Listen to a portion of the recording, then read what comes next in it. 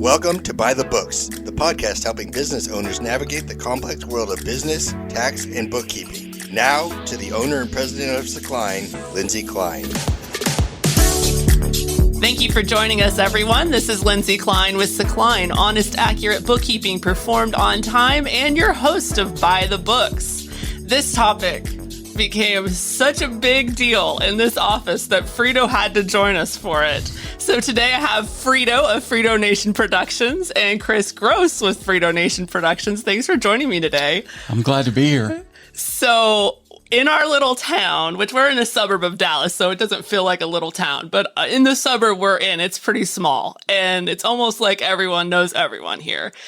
And we've had a little bit of a stir here lately.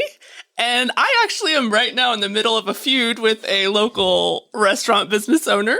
And now we have taken it up a notch with, what better way to take up a feud than to talk about it on a podcast? But then Friedo tells me this morning that this restaurant also has a podcast. So I feel like we're going from online feud to podcast feud. They're very capable. Yeah, they're very, very capable of being able to do their own stuff. So here is the topic we're going to talk about today. I have been reading this book called Raving Fans. And so that's really what we want to talk about today is how to create raving fans in your business.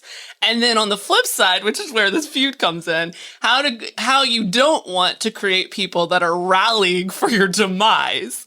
So have people that are rallying for your success rather than rallying for your demise. That's basically the overlying topic. This book, Raving Fans, and this is written by Ken Blanchard. There's such a good quote that I want to start with. He says, when you're creating raving fans, it's a fragile relationship. They've been burned before, and they, of course, being the customer. They've been burned before. They don't trust easily. You're trying to pull them in, and they're usually trying to resist. Consistency will overcome resistance, but in the meantime, they're watching like a hawk for you to mess up. So when we were talking before the show about what are the places that we rave about, you guys had some great ones that you came up with right on the spot, ones that you talk about. You want to give one of those to the audience? The one I'll give is the place where I buy my cars from now. Okay. The car dealership. Give them a shout out. And it's about Thomas Ford in McKinney, Texas. And what I told Lindsay, and this is the truth, and I think a lot of people like this, they may not be willing to admit it like I am, but that place could be giving me the worst financial deal in the world. But they treat me so good, and they treat me so right, and they appreciate my business. Maybe they appreciate my business because I go in there and I overpay for cars. But I feel so good when I walk in there. I feel so good when I'm waiting for my oil change. I feel so good when I walk out because they treated me like they appreciate me. And I like that. That's very important to me. I've seen the theme in the examples that you gave this morning of you really want to know that the business appreciates your business. Absolutely. And I hope that's the way I do business. I hope that as a client of mine, you feel appreciated. And I don't give lip service. I tell you all the time that you're natural at this because you are. Well, thank you. And I think that recognition is important. You don't go overboard and just lie to people. But I appreciate every client that I have. That's huge. And I think that's a big part of creating a raving fan is that you're showing your customers, I appreciate you. Mm-hmm. We know you have options. In fact, Southwest Airlines, when I fly with them, that's the last thing they say when you land is we know you have other options and we appreciate you for choosing us. Yeah. And I think that's just top notch the way they present that they know you have other choices, a lot of other choices, and you chose to be here and we appreciate that. See, and that's why when we do a topic like this, and you can tell I'm not a negative type person. Uh-huh. You and I have a lot of the same beliefs, but you'll voice when you're upset. I just won't go back. And I used to own restaurants before I got into radio, and to me that was the worst type of customer for me was a customer that wasn't satisfied but just stayed silent. Because you can't do anything about those people. Yeah, you're right. You can't solve the problem. And a lot of times as a business owner, you can earn raving fans by making mistakes and solving those mistakes. True. That is true. Because everyone's going to mess up. Yeah. Everyone. We're all human. Everyone is going to have an off day. It's how you respond to that. And as a business owner, if you don't know you messed up, you can't fix it. That's true. Now, there are plenty of places, I'll say this, there are plenty of places where I have walked out and never said anything. And I just don't go back. Yeah. It just didn't cause that much of a ripple in my life to cause me to say anything. It's not really worth your time. It's really not, right? But there are some times when it's usually whenever it's mixed with righteous indignation, when it really is down to when it becomes about the principle of the thing. It's not so much, I had a bad service or bad food or whatever. It's more about probably some kind of moral issue where it's like, this ain't right. That's when I will take the time to do whatever I need to do to tell the world, you do not want to support this business. That's when it changes things. And kind of playing off that is, I think, probably my main factor in finding businesses that I rave about is when I leave or when I return to the business, I can tell that they care about me as a person, and I'm not just a nameless, faceless, walking ATM that's going to hand them cash after I'm done with the services. Right, I agree with that. I'll give you a couple examples. Was going to a place to get my hair cut, and I had seen the guy one time. You may want to find a new place. No, just kidding. You may want to find some hair for you. It's a good haircut, I'm Chris. very jealous of Chris's hair. I really am. I went one time, and I had gone back way later than I wanted to. It was weeks later, almost 2 months later. And I sit down and the guy goes, "Hey, how's podcasting going?" And he asked me, he said, "I thought you told me that you liked coming in more often than this. It's been a while since I've seen you." Oh, wow. And I was kind of blown away that he remembered who I was. And it wasn't just that he said, "Hey, I've seen you in here before." He remembered the conversation that we had. And I know this wasn't a guy who was struggling to get business because I'd been asking him. He's like, "Man, we've been crazy with back to school haircuts." And so to me, that's what makes me, I'm at the point now where I am, unless something goes really wrong, I am not anytime in the near future looking for a new person to cut my hair because I feel like those people care about me. Yes. They don't just care about me bringing money to them as a customer. They care about me as a person. That's a great way to put it. Do me a favor, Chris. We're hijacking your podcast. Okay. Sorry. Chris and I may be taking this to a different place. Grab that card that's next to the baseball cap on the second shelf there.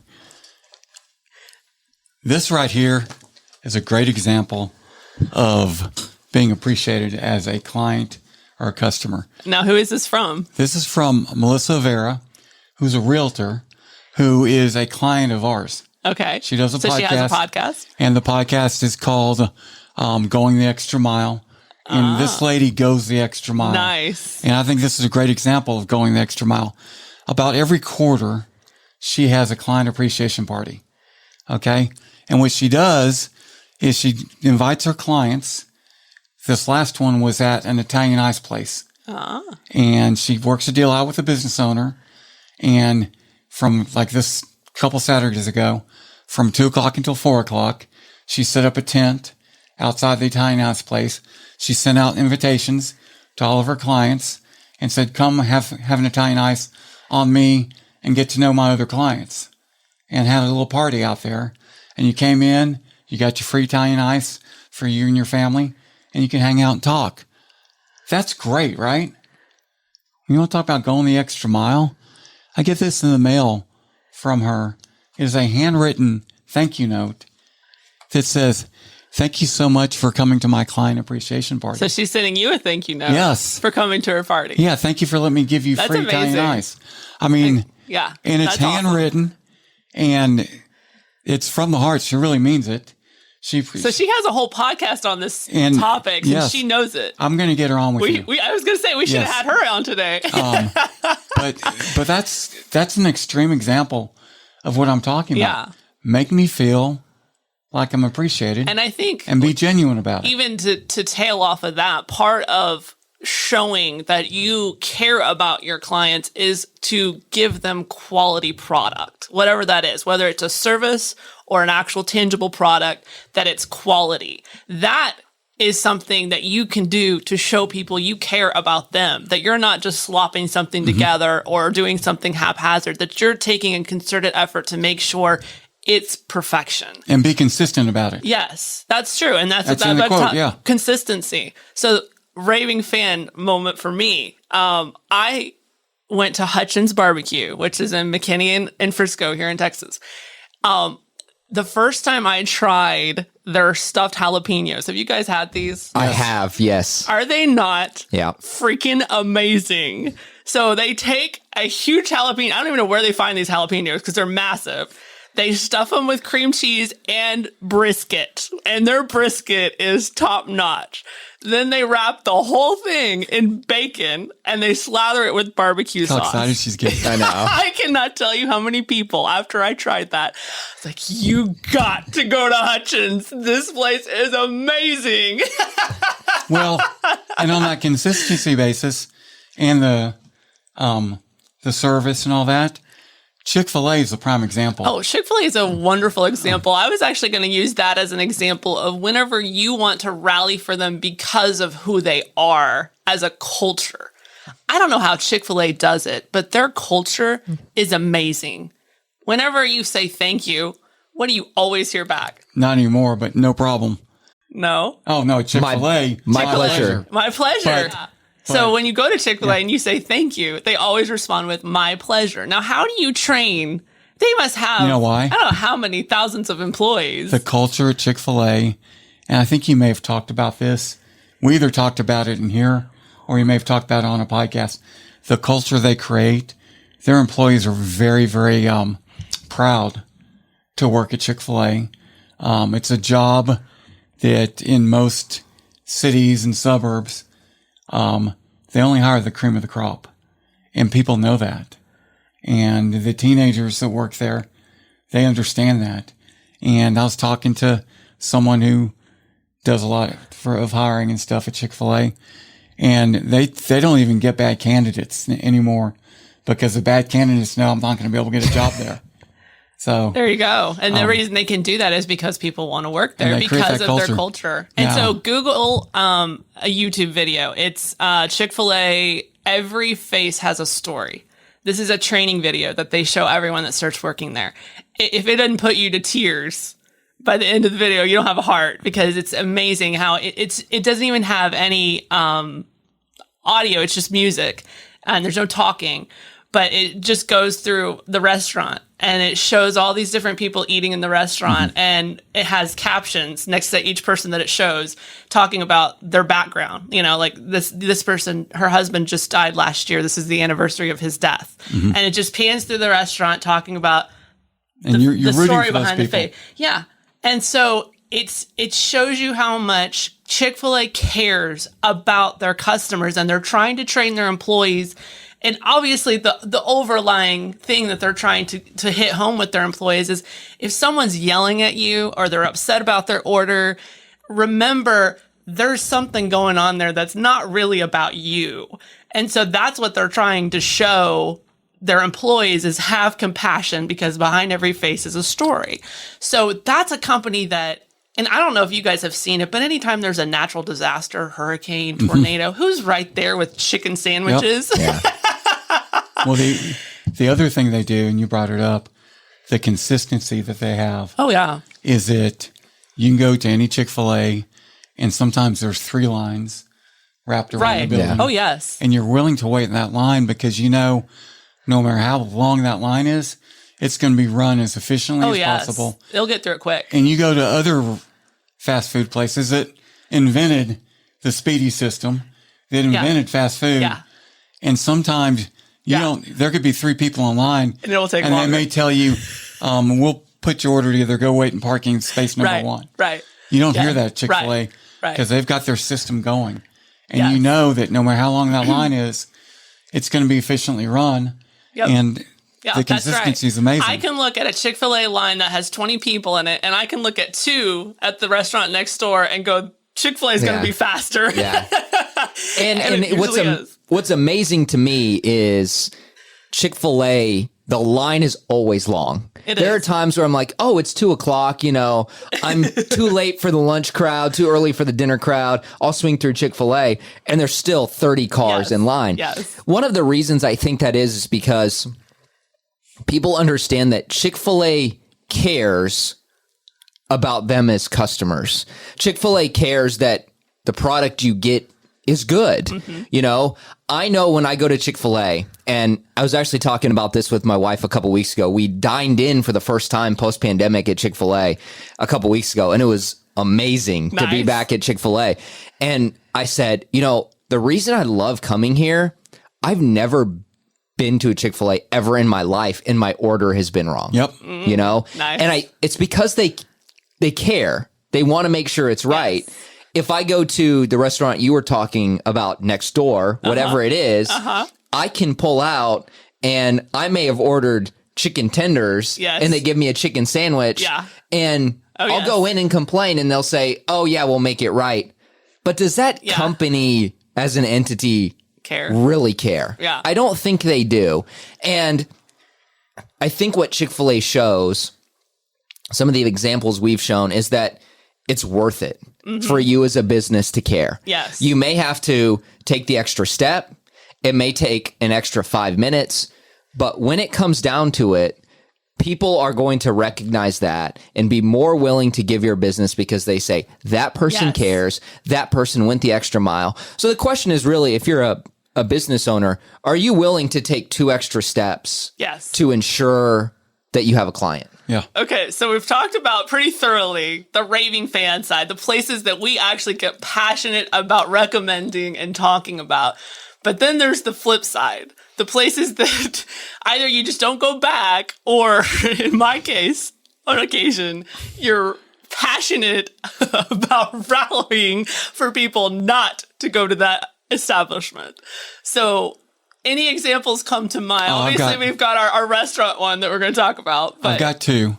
This weekend happened Saturday night at a place I love. We'll call it Sonic. And here's the lesson for Sonic. Kris knows this. When I was in the hospital and they first told me I could eat, Sonic was what I wanted. Oh, how funny. You really love that place. I wanted their slushes. I love Sonic. Corn dogs. Yeah. I think, have you bring me? Yes, Okay.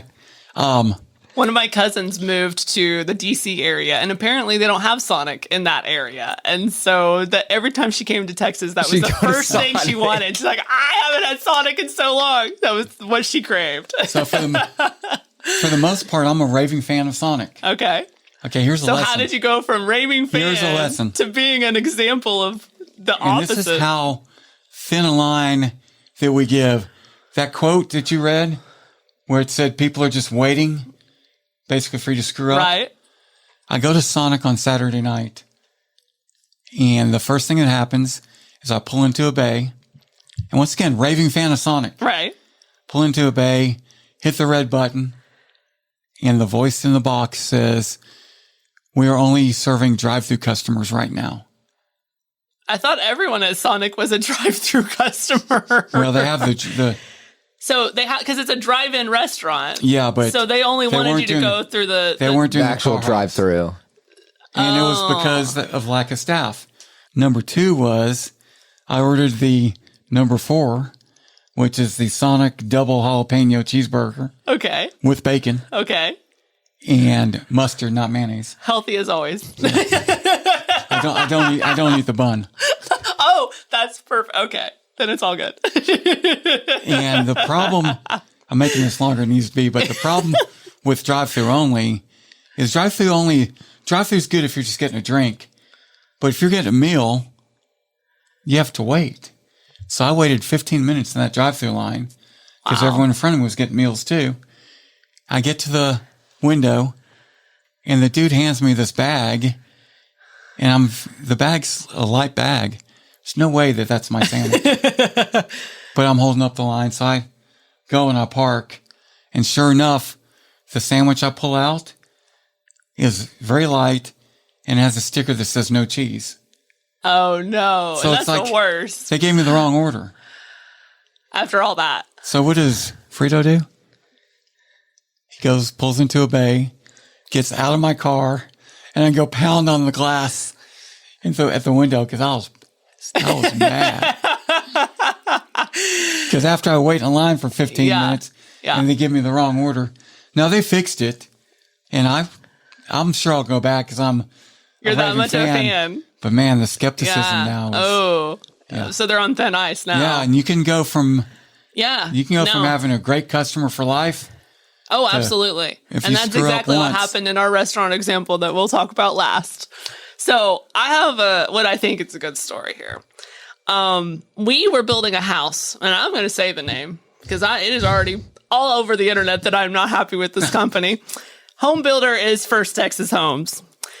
We contract with them to build a house, and everything's going pretty well until they install the roof, which they installed the roof when it was a monsoon. It was raining cats and dogs Not for a good weeks. time to install a roof. Weeks it was raining. There was no solid rain every day, not a dry day to speak of. And they decided to go ahead and install the roof.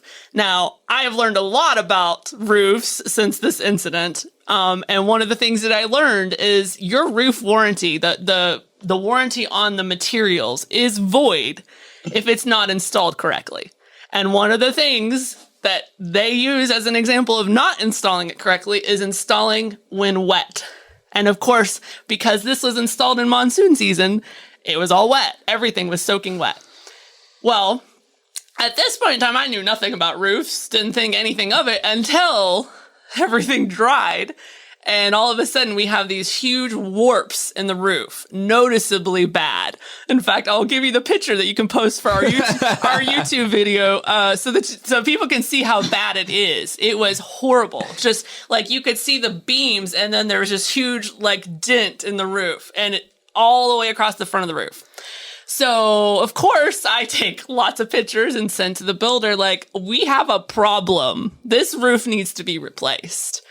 Well, what they did is they sent the roofers out, and I was there the day they were repairing the roof, and all they did is took the sections that were in the front that were the worst aesthetically, replaced those few panels. The trash pile when they were done was minuscule, and then they called it fixed. And of course, we're going, no, that's not going to cut it. This needs a full roof replacement. Our roof warranty is void because the materials were installed when they were wet. They kept arguing with us. Basically, it came down to them saying, either you take the house or you don't get any of your money back if you walk away. And we're not doing anything for the roof because it's fixed. That's what they told. It's fixed. So, Lindsay's like, okay, let's go. We're doing this. We're doing this the hard way. I see. All right. So I proceeded to start a Facebook group called First Texas Homes Buyer Beware. And I used this Facebook group to document everything that happened thereafter. I got a magnet, big, huge magnet for me and my husband's car with the picture. I blew up the picture of the roof. Oh and my God. Talk about going the extra mile. Yes. No, I went the extra mile. And basically my objective at this point was become the biggest pain in the butt they have ever seen. Because basically what I told them is, no, this is how it's going to work. We have three options here. Either you let us walk away and give us our money back. You give us the money to replace the roof ourselves, which we estimated to be about $15,000 to do it correctly. So give us $15,000 off the price of the house and we'll replace the roof, or do it right and replace it the way it should have been the first time. They would not agree to any of those. So I'm like, okay, I'm getting my money back, but if we got to do this the hard way, we'll do this the hard way. So that's whenever I blew up the magnet. I had First Texas Home installed this roof, and I had just a little blurb at the bottom, and I put that thing on the back of both of our cars, and everywhere we drove, we had that on the back of our cars. 2 hours later. Sure enough, we start getting responses back from all these insurance companies. I'm sorry, we cannot insure this home because there appears to be some flaws with the roof. Love it. So I forward that to the builder. Like, I'm sorry, we cannot close on this house because we cannot get insurance for this house. Next thing I know, within hours, I get an email from them saying, we're going to give your money back. Please sign this form and agreement that you will, walk away from the contract and we will send your refund by mail. They couldn't get rid of you fast enough at that point. At that point, it was over. So fast forward, I'm still driving in this neighborhood because my kid's school is there. And I see one day that there's people at this house. And I thought, I bet they're going to buy that house. So I slow down and I asked them, oh, are you guys buying the house? And they said, oh, yeah, we just signed the contract. I said, did they say anything about the roof? I said, no, they didn't say anything. Like, we need to talk. And I was very intentional never to step foot on the property. We stayed on the public street. And I just told them my story. I showed them the pictures and I told them what happened. And, my issue at that point was they didn't disclose anything. Like, I just want you guys to understand, if you buy this house, your roof warranty is void. Just so you know, if you're okay with that, proceed. But they should have told you that. So, of course, they end up canceling their contract. So I get an email promptly and a letter from their attorney. Cease and desist letter. And I was actually going to read my response to it because they basically, threatened up and down that if I was to in any way interfere with any of their dealings, again, related to this house, then they were going to come after me. I'm like, oh, okay, let's go. So I sent him an email. I said, Mr., and I give his last name. Thank you for your kind email. It's always heartwarming to see when companies strive to work disputes out directly with customers rather than immediately sending threatening letters to sue them. While I'm sure that any judge will look favorably upon the plight of a downtrodden home builder attending to make its shoddy workmanship inconspicuous to prospective buyers by threatening lawsuits against anyone disclosing potential problems to said buyers, I'll take my chances.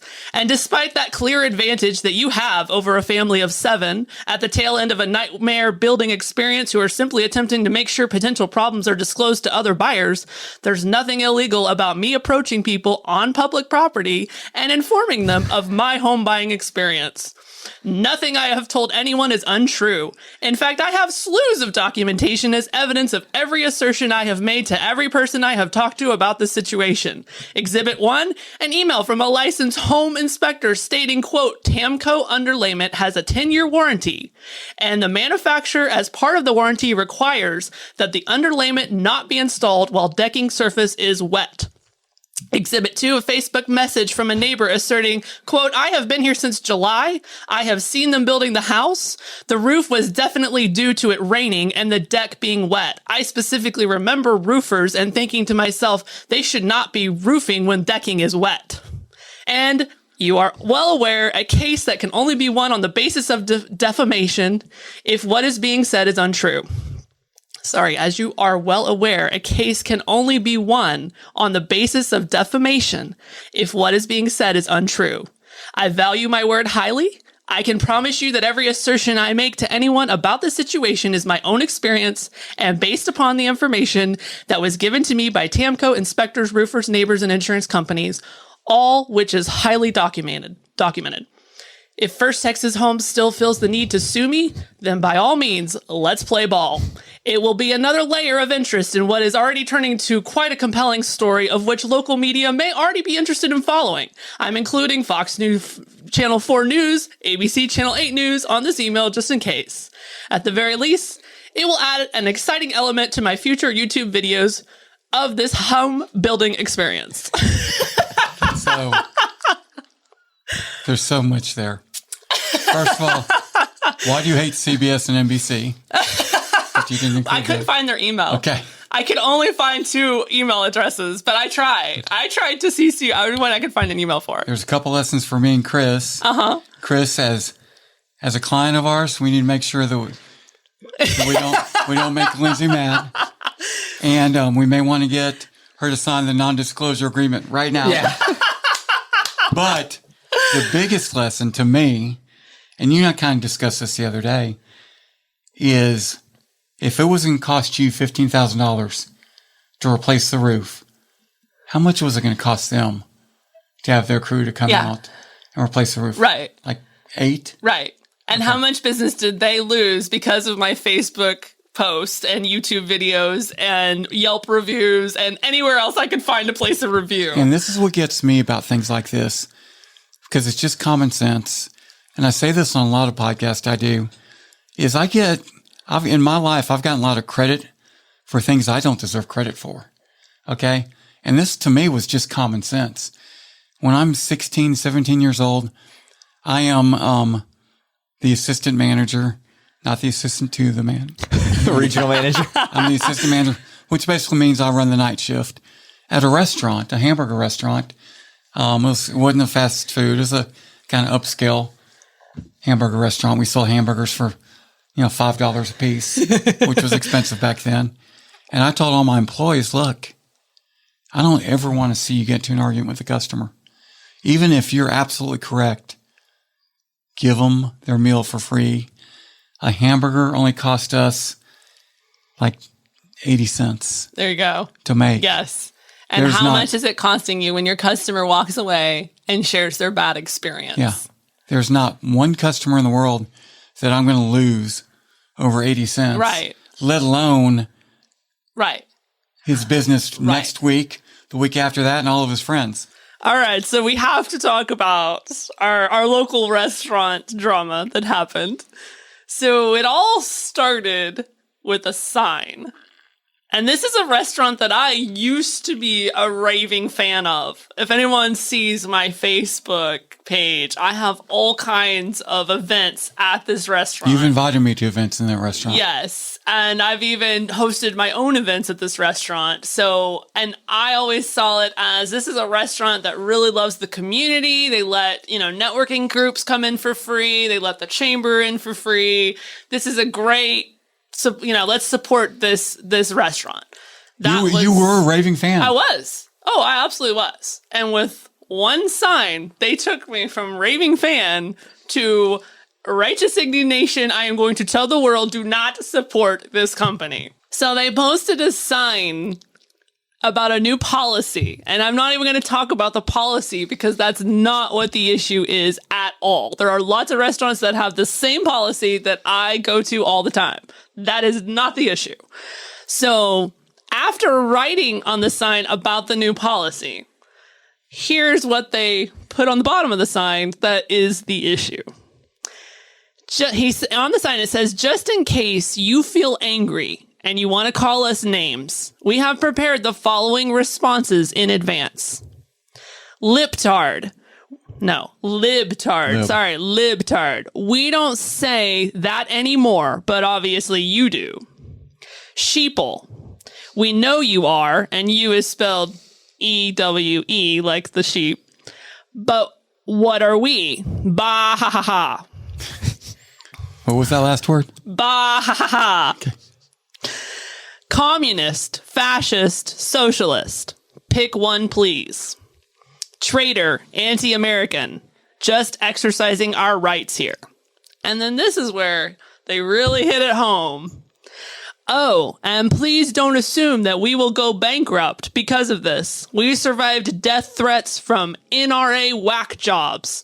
So we should be okay not serving you meatloaf today. Initial thoughts. My initial thoughts are simple, and I've told the owners of that place this, that I'm done with intolerance. I don't like intolerance. And I really don't like, and I don't need to do business with a place that tells me straight out that they don't care if I do business with them. Yeah, so going back to the appreciation thing. Yeah, and that's what it's all about with me, is that because you nailed it on the head here. This is intolerant. I want to feel appreciated, and I want to know that the business, let me put it this way. As a business owner, one of the things I like about being in business for myself is I can make the policies. I can choose who I do business with, and I will do business with just about anyone because I appreciate the fact that I really take pride in the fact that someone is willing to pay me for my services. And my worst nightmare is for someone to pay me money and feel like they didn't get value. So My greatest satisfaction is someone pays me money and says, I'm going to do it again. And I want to do it again and again. And I feel real good about that. So when we were talking about the things on the good side that we want to support, and one of the things we brought up about Chick-fil-A was the fact that they're going to show kindness in every situation, even people that are protesting them. Instead of name calling them whack jobs, they actually go out and provide free food to them, right? Well, Complete different contrast here. And let me point this out too, because I agree on this. But I will point out, anyone who's going to give them a death threat is a whack job. Okay, but here is my issue. My main issue with this is here you're trying to school people on not being intolerant Amen. and disrespectful by using intolerance and disrespect. Yeah. And that type of attitude is not going to keep whack jobs. No, of course not. A whack job isn't going to say, oh, you know what? I was going to give them a death threat, but not now. Right. No, that's not doing anything. But this is telling me whoever is in charge of this establishment is intolerant and is disrespectful. And I don't want to support that. That's all that sign told me. It did not tell me, because basically what they came out with after that was, we're just trying to be funny. And they did issue a semi-public apology about the sign and took it down. However, they have multiple locations and they did not take it down at their other location. So not only does that prove that it was not a genuine apology, but then also I watched the owner's response to everyone that had something negative to say about the sign. And basically his response, by and large to people, was good riddance, if I could just sum it up as that. Like, you don't want to eat here anymore, we don't want you here anyway. That was basically the gist of what he was saying to people. And then he was going so far as to going on their personal profiles, their social media profiles, and he would find something personal about them, including me, because he screenshotted stuff from my site when I posted a negative review. Oh, so it got personal with you too. Oh yeah, no, okay. He went on on my personal Facebook page. He screenshotted something from it and pulled from that to give me an insult that had nothing to do with this issue. I saw him do it to someone else where he was mocking their religion. So I'm like, okay, this does not demonstrate to me a person that's actually sorry about this sign. If I could get him to do a podcast with you, would you do it? Absolutely. I have plenty to say. Because, well, I think the real good lesson here, though, is that you were a raving fan. I was a raving fan, and my Facebook page proves it, because when I started scrolling, I'm like, oh my gosh, I had so much stuff that I was checking in at that place, tagging it, trying to support them because they were letting us meet there for free, and I wanted to support them. And I'm not backtracking here, but I think you'll agree with me. Their intention with that sign, their intention was not to lose a raving fan, but that was some collateral damage. I don't know, because honestly, like you talked about appreciation, that the way they ended that sign with saying, we don't need to serve you meatloaf today anyway, does that demonstrate in any way that they appreciate or value me as a customer? No, it doesn't. But I don't think that when they put the sign up, they're trying to agitate. They definitely were. To me, it was intolerant. But I don't think at any point did they think, well, we're going to alienate a raving fan.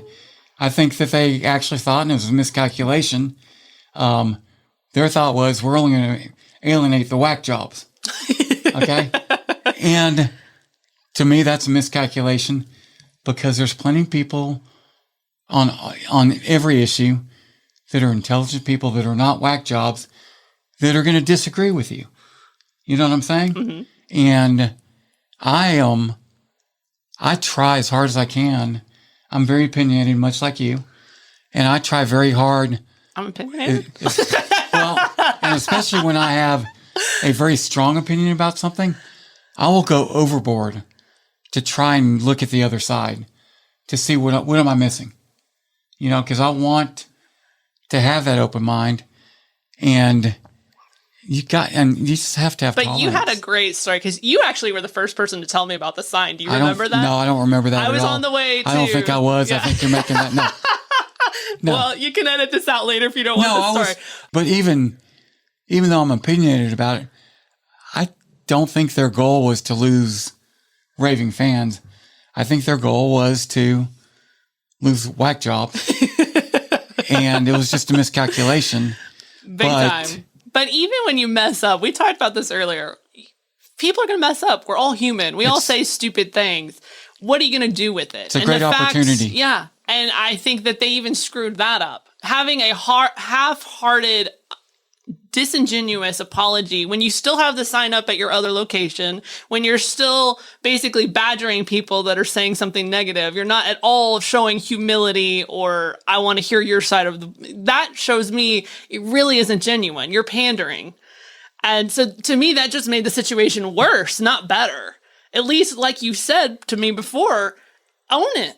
Just own it. That would be better than giving a fake apology. Basically, the issue here is intolerance. Yeah. Well, my first issue was the appreciation part. Certainly. That was the very first issue and really, that was really my only issue in the beginning was, man, don't tell your customers that you don't care if they come or not. But then the second issue, which is something that I'm really on a crusade personal right now for me, and it is personal with me, is that we are living in a day and age where everyone's so intolerant of each other, and I'm tired of that. I don't like that. I agree. We need to understand that even if people disagree with us, that doesn't make them idiots. Yeah. No, you're right. That doesn't mean there's something wrong with them. And they can be wrong. Every face has a story. Yeah, exactly. Chick-fil-A motto. I'm going to say this. I'm tempering it a little bit, but not out of necessity. Try to be forgiving. And Kris witnessed this yesterday because I went off again yesterday. And I really want to be forgiving. I really want to recognize people can make honest mistakes. And I will accept lots of explanations and lots of sincere apologies for making an honest mistake or making a miscalculation. People miscalculate all the time. And I truly, like I keep saying, I truly don't think that their intention was to make people like you and me upset. I don't think that they got in a meeting room. I don't know. I mean, I might follow you there if when it happened and they saw raving fans were leaving, then they had a genuine apology and a turn of thinking. But instead, the owner was just stirring the pot. Yeah. And he's on there, jabbing at everyone that's posting something. That, to me, does not speak of a person that appreciates my business and doesn't want to lose me. It's actually the opposite. He literally was telling customers, he said to a customer, the sign worked. Whenever they said they wouldn't be back, he said the sign worked. Yeah. That does not speak to me, a person that doesn't want to lose their customers. Like in response to a review or... Yeah, because they had a negative thing to say about the sign and said they would not come back. And he said, good, the sign worked. Yeah. To me, that doesn't speak, I really want to keep my customers. Okay, but not to go overboard. I do recognize there are people who do business differently than you and I. Touche. I just choose not to support it. Yeah. Well, I think this has been a good episode, and it had Friedo so fired up he wanted to join us today. Thank you for joining in to the episode. Especially the raving fan part. So tell everyone how they can find you if they want to do some podcasting. Yourpodcasters.com is what I'm telling everyone right now. That's a podcast that actually Kris started. Nice. Where Kris and I, it's called Your Podcasters. So it's branded that way. You can find us at Apple Podcast to hear the podcast where we give free podcast advice. Nice. And then yourpodcasters.com has information about the podcast and about Friedo Nation Productions. Very nice. And like I said, you bring the content, we do the rest. We got some great clients that are very much appreciated. So thank you for that. And I'm Lindsay Kline with Kline, honest, accurate bookkeeping performed on time. You can find us at sakline.com, SAKLINE.com.